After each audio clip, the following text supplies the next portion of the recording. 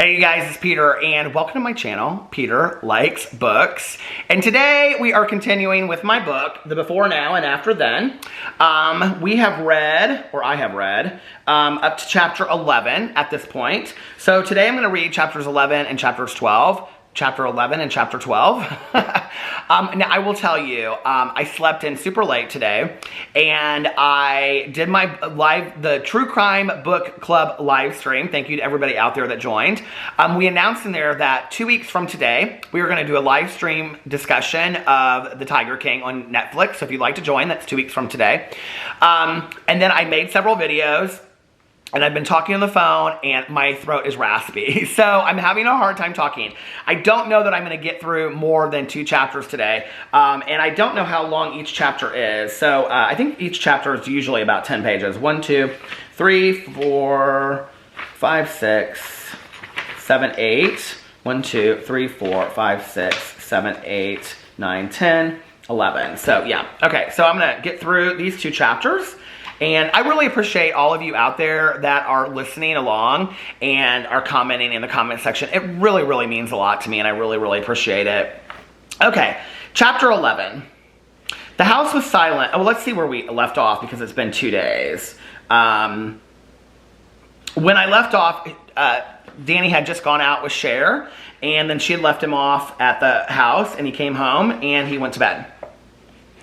The house was silent when I woke up. I walked downstairs and found bagels and orange juice waiting for me on the kitchen counter with a note. Danny, Alex and I went shopping. Your dad is picking you up at 11. He has a surprise for you. See you when you get home. Love, Mom. I picked through the bagels until I found a cinnamon sugar one and applied a generous layer of butter. I poured myself a glass of juice and carried my breakfast to the patio where I could watch the lake fill with boats. A large red boat briefly stopped right in front of our house, pulling a huge float with 4 kids on it who started screaming as soon as the boat took off. I smiled and sat down in one of the chairs, breathing in the fresh morning air blowing in from the lake. All of my life, I had always felt like I was watching other people's lives instead of being a part of my own. In a way, when Sam died, part of me died as well, because I had always lived through him. I didn't have the first idea how to find out who I was. The music I listened to was the music other people listened to. The movies I liked were the movies other people chose. I read books other people suggested and wore clothes Sam wore. I thought if I did what Sam did, then I would fit in, but it had never worked. And now I was all alone. I brushed the bagel crumbs from my lap and walked inside, putting the glass in the dishwasher. I got ready quickly, making sure to put on Sam's watch, and then waited on the front porch for Dad. I checked my phone and noticed I had a text from Cher from the night before. Thanks for being so awesome, she'd said. Unsure of what to say, I sent back a smiley face. A few minutes later, Dad pulled up in the Porsche convertible. I expected Jenny to be with him, but she wasn't. Hey, Dad, I said as I climbed in, noticing he was wearing a new red Cubs hat over his curly dark hair. He patted my leg. How you doing today, buddy? Dad always called me buddy. He had always called Sam Mr. I'm not sure when the nickname started, but for as long as I could remember, those were the names we were called. I'm good. Are you sure? Dad asked. It's the 24th. And then it registered. It was the 6-month anniversary of Sam's death. I wasn't sure why 6 months was more important than 3 months or 2 months, but somehow it seemed different, an entire half of a year without Sam. Well, I wanted to talk to you about a few things, and then I have a surprise for you, Dad said. Okay, I replied, unsure of what he was going to tell me. He took a deep breath. I'm not sure how to tell you this or if you'll even care, but your mom and I have decided to sell the house. He stopped for a minute to let it register with me. I found a condo downtown I'll be moving into at the beginning of the month. We've already found a buyer for the house, so it'll all be done pretty quickly. I wasn't sure why something like a house should bring such emotions, but immediately I started to cry. I had a strange feeling that if Sam wanted to come home, how would he find us? And even more, where would I find him in these new places I was living? I realized they were childish, ridiculous thoughts, but they were what I was thinking. Okay, I said. Is that all? Okay, Dad asked. I mean, it's not like I have a choice in it, right? That's one thing about parents. They ask what you think, but they don't really care. Or at least they don't care enough to let it affect the outcome. Well, if you have an opinion about it or think we shouldn't do it, then I guess Mom and I would want to know that, he said. I sat for a moment in silence. The reality was that I did care, but I also didn't want to go back to the house. It felt like it was some place stuck in time on that day in March. I couldn't go back and I couldn't go forward. Every time I walked up the stairs, I thought about standing there where the doorbell rang and the cop told us Sam was dead. When I stood on the front porch, I thought about Sam and Griffin driving off for the last time. Sam giving me the thumbs up and Griffin's nose to the wind. I think it's a good choice. Dad seemed relieved. Good. Now we can go on an adventure. I smiled and looked at him. When we were kids, Dad would pick us up after school and take us on what he called adventures.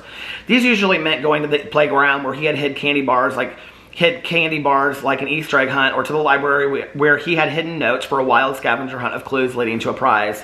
An adventure, I asked, laughing at the memories. Sure, why not? I had no idea what he was up to, but thought it was a great day for an adventure. Dad slid a CD into the player. Punk Rock Girl by the Dead Milkmen, one of his favorites, started playing through the speakers. He turned it up as loud as it would go and started thumping at his steering wheel. Most kids are embarrassed by their parents, but it's difficult having parents who are cooler than you are. My parents were always cooler than me. Do you ever play anymore, I asked him, referring to the nights he kept us up playing his guitar in the basement. Not since Sam died, but I was thinking about starting again. I'd love to have a band like when we were in high school. I could see him drift off as the song changed over to the Violent Femmes added up. Most kids grew up on classic rock or the Beatles or Fleetwood Mac. I grew up on punk rock, heavy metal, and grunge. It was not uncommon for pancakes to be served with Nirvana blaring in the background and air guitar dancing around the kitchen on Saturday mornings. Dad turned down the car radio and looked over at me, smiling. He turned into a car lot. I think it's time you got a new car. Since the accident, there had been no discussion of my getting a new car. I didn't want to bring up the topic, and I hadn't really needed a car. Dad got out and I followed him. What do you think you might want? I looked around and realized we were at an upscale used car lot. I have no idea, I said. Well, let's look at a few things and see what you like. A car should match your personality. I'm not going to put any huge price limit on it, but your mom and I agreed that we'd like you not to get a Jeep. I glanced over at him, knowing this must have pained him to say, bringing back memories of Sam's accident. Why today, I asked. Dad looked up at the sky. Why not today? Look, Danny, we're never going to move on past Sam, but we can move through what happened and bring his memory with us, Dad said as he started to cry. I just want my boy to have a car. Is that too much? He shrugged and walked away from me. I stood there not really sure what to do. Finally, I walked between the cars and looked at each one, trying to find out which one matched my personality. None of them really spoke to me on any level, and I wasn't even sure what that meant. Dad found me while I was looking at a Volvo SUV. That's a nice car, buddy. It was, in fact, a very nice car. Dark green with leather interior. It was also probably one of the most boring cars in the lot, squeezed in between a Mercedes and a Lexus. I don't think there's anything here I like. Dad looked frustrated. Danny, there's lots of nice cars here. Surely you can find something here you like. I shook my head. I never stood up for myself in making decisions, but Dad had said my car should match my personality, and I wasn't going to settle on a car until it felt right. This might be a long adventure today, Dad, I smirked. Come on, he said, putting his hand on my back and leading me back to the car. I think I know a few more places we might try. The rest of Saturday afternoon was spent looking at cars. We stopped at an old hot dog stand on the south side of town and sat outside at a picnic table, eating coney dogs that we washed down with root beer. Dad thought it might be nice if we each shared a memory, a favorite memory of Sam. He went first, talking about a time when Griffin was a puppy and he had snuck him into school in his backpack. Dad's eyes filled with tears. I missed that damn dog even though he peed everywhere. We sat there quietly in the moment dedicated to Griffin and ate our coney dogs. I remember the first time Sam kissed a girl, I smiled, remembering the details. Dad looked surprised, or Dad looked curious. I set down my coney dog and wiped my hands on a napkin. He was dating this girl in 5th grade, Shelly Mathers. Anyway, Shelly had decided they were going to kiss in the music room after school, so she pulled him in there and started kissing him. Except instead of Sam, it was me. She couldn't tell us apart. I started to laugh. When Sam found out, he got so mad. He told me I couldn't tell her, and I didn't. But the next time they kissed, she said it was different and that he had been better the first time. Dad laughed. You boys always fooled people with your switching games. Hey, I wasn't trying to fool her. She was just too eager to kiss someone. I noticed Dad staring at me hard. Do you see him in me, I asked. Sometimes. But most of the time, no. Being the parent of twins makes you see the small details about people. Like the way your mom keeps one side of her hair longer in front so she can tuck it behind her ears. Or how you have a small mole in your earlobe that Sam didn't have, Dad said, stopping himself. I looked up at the cloudless sky, almost too perfectly blue. Do you ever wonder where he is? Do you ever wonder if he knows what we're doing or thinking? All the time. But if I had my question about an afterlife before, I don't anymore. I'm sure of it. What do you think it's like, I asked. Dad sat back. Do you remember that one summer we took you kids to visit your mom's friend on Beaver Island in Michigan? I nodded.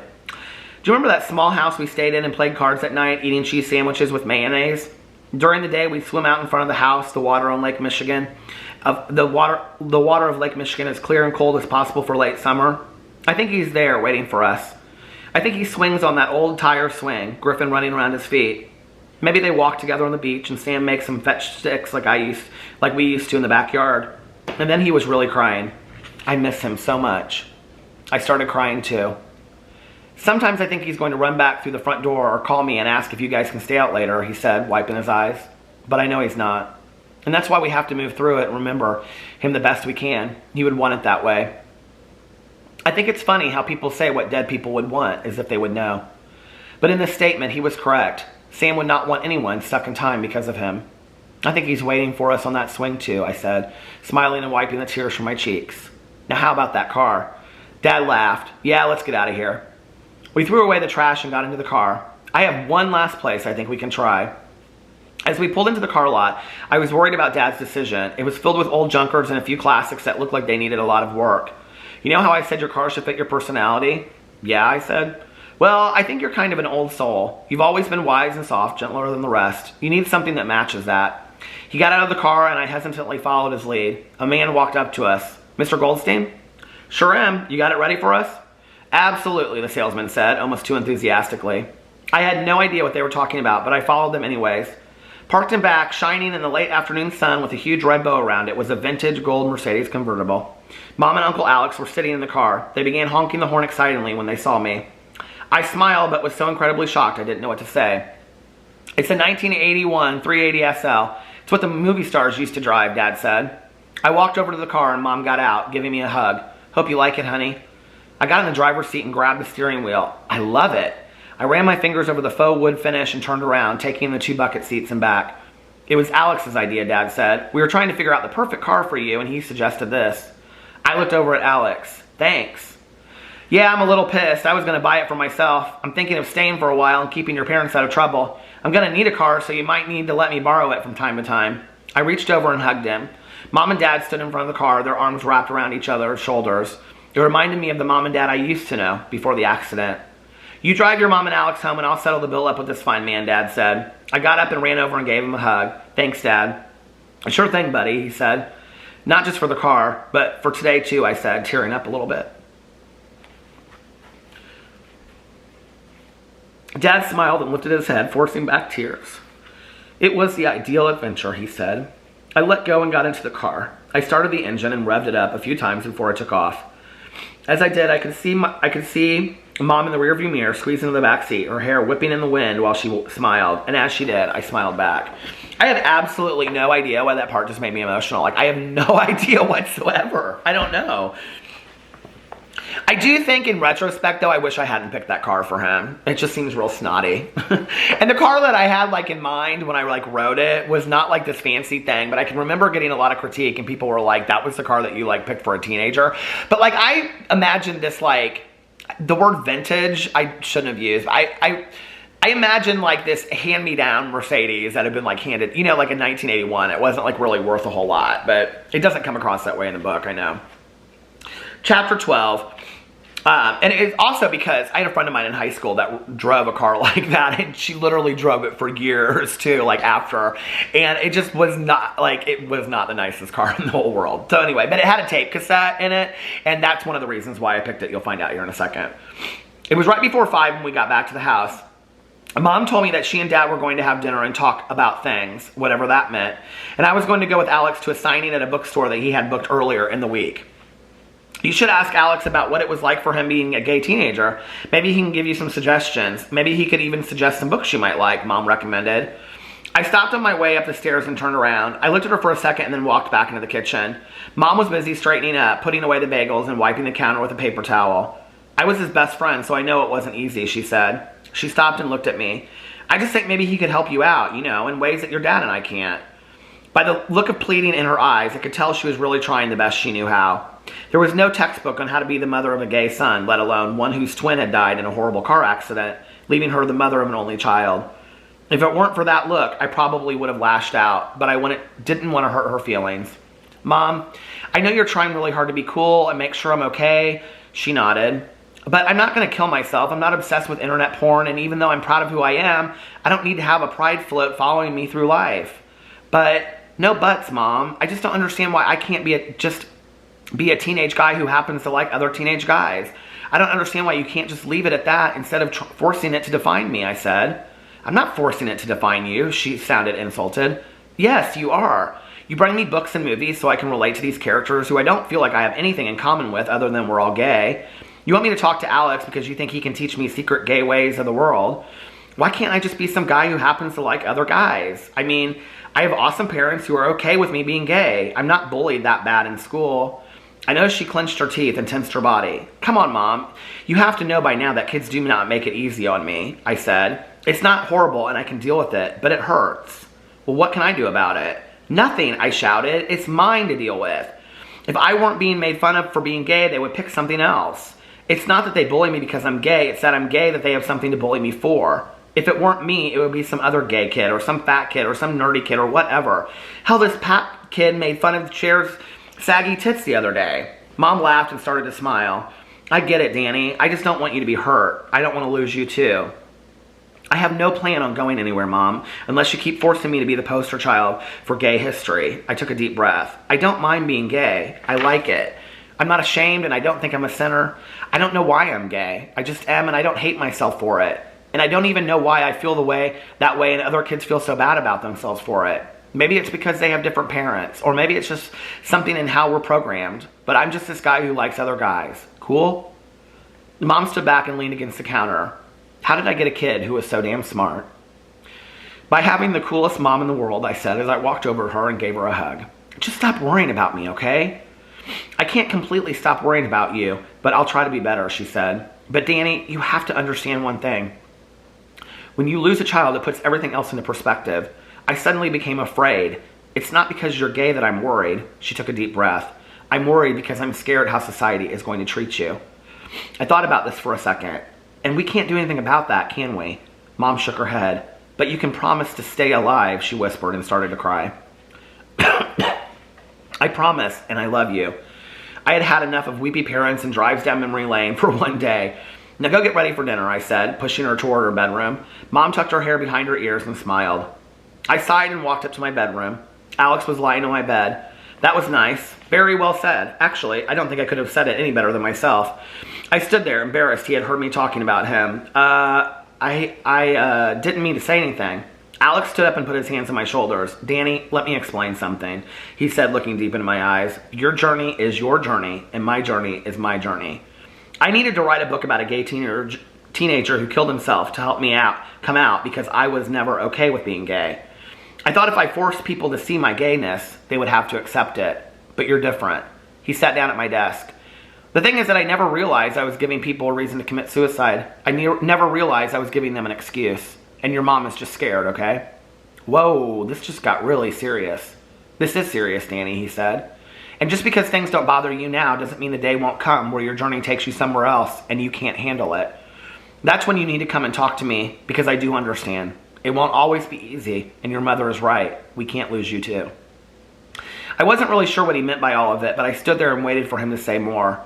That's all, except for that I love you, kiddo. He stood up and walked out and put on something cute. I'm tired of seeing you dressed so boring every day. Being gay does come with a few perks. Smiling, I closed the door and went through my closet until I found a pair of brand new Levi's and a black t-shirt. Thinking about what Cher had worn the night before and how much I liked her style, I tried to make the outfit my own by rolling the cuffs high above my calves and ripping the neck of the t-shirt before slipping it over my head and rolling up the sleeves, giving me a modernized 50s look. In the back of my closet, I found my old pair of black Chuck Taylors and slipped them on without socks. I stared at myself in the mirror and was quite happy with what I had found. I started walking out of the room but realized I'd forgotten my watch and went back to grab it. Downstairs, Alex was waiting for me. He told me Mom had already left and she had said that she might not be back until late. I wondered if this meant her and Dad might be getting back together, but I didn't want to ask. It's just the two of us tonight, I guess, Alex said. I drove as he gave me instructions, and when we finally got to the bookstore, we were 2 minutes late. We walked in the store and found it completely packed. In the back, next to the coffee shop, there was a large area cleared out with a table, piled high with stacks of Alex's newest book, Surrender to Technicolor. Okay, so Surrender to Technicolor was actually a book that I worked on for a really, really long time, and I've talked about it on my vlog. But it is a book about 3 teenagers that escape from a treatment program, and they go on the run, and the whole thing's done to the backstory of The Wizard of Oz. You can hang out up there with me, or you can hang back and stay anonymous. It's up to you, he said, smiling. I'll read a few pages and probably something from Wasteland and then sign books for an hour. We can do whatever you want after that. I think I'll just walk around for a bit and catch you at the end. I watched him walk off, and as he neared the back, people started clapping. I went to the coffee shop and bought nice coffee and walked around the store. When I was younger, I had been an avid reader, but after 6th or 7th grade, I hadn't really read at all, except for Alex's books. Near the back, there was a whole section of his books set up on a table with a picture of him staring down. A quote was scribbled across the bottom. Half of 2 steps is 1 step in the right direction. I didn't get it. After a while, I got bored, so I stood at the back of the crowd and watched Alex read from a book. In the end, we're all just one big group of freaks, I guess, trying to find ourselves in this crazy world. And I'll always be that gay boy, trying desperately to find my own something to live for, never realizing that those things most important are always right in front of your face. He closed the book and the crowd erupted into applause. He was a literary rock star. I turned away catching a glimpse of something familiar mixed into the crowd. That hair. I knew instantly it had to be Rusty. I wound myself through the crowd trying to get close without being obvious, and as the people cleared into 2 separate lines leading to the table of books, I found him. I could tell he was surprised to see me. "Hey," he said, excitingly. "Hey," I replied, immediately feeling shy. He looked incredibly cute. Much cuter than he did at school. He had on cut-off jean shorts and an oversized striped vintage t-shirt. He wore the same Vans with black socks pulled up to his calves. I couldn't stop looking at him. "You must like Alex too," he asked. I laughed. "Yeah, he's all right." Rusty had a tattered copy of Suburban Wasteland in his hand. "I'm going to see if I can make it to the front to have him sign it. Have you ever read it?" I nodded. "Yeah, it totally helped me with coming out." So he was gay. I could feel the obvious stupidity grow over my face with a smirk. He caught it quickly. "You really didn't know if I was or if I wasn't, didn't you?" I just had the weirdest sensation. I just have to say this since we're all going through the same thing right now. I literally was like in the middle of reading this and thinking about Barnes & Noble, and I thought to myself, when I'm done with this video, I'm going to go to Barnes & Noble. Isn't it a weird world we live in right now that I can't do that? So he was gay. I could feel the obvious stupidity grow over my face with a smirk. He caught it quickly. "You really didn't know if I was or if I wasn't, did you?" I shook my head. I didn't know how to ask. "But what about the gum?" he asked. "I just thought maybe you were being nice or wanted to be my friend," I said. Where am I at on time? Oh, it's going to stop in a second. Hold on. Okay.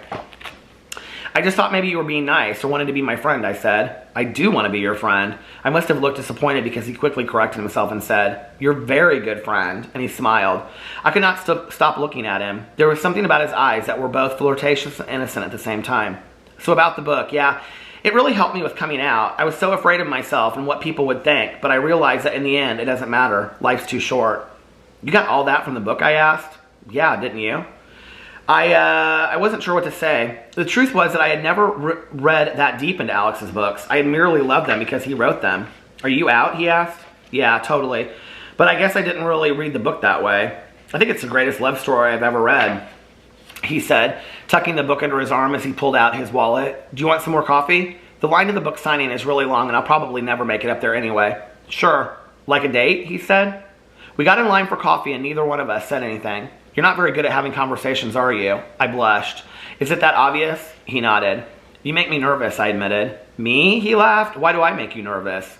I didn't know how to explain to him that I had thought about him every night and wondered what he wore to bed and what kind of cereal he ate. I couldn't tell him that I dreamed of kissing his lips, even though I had never kissed another guy in my life.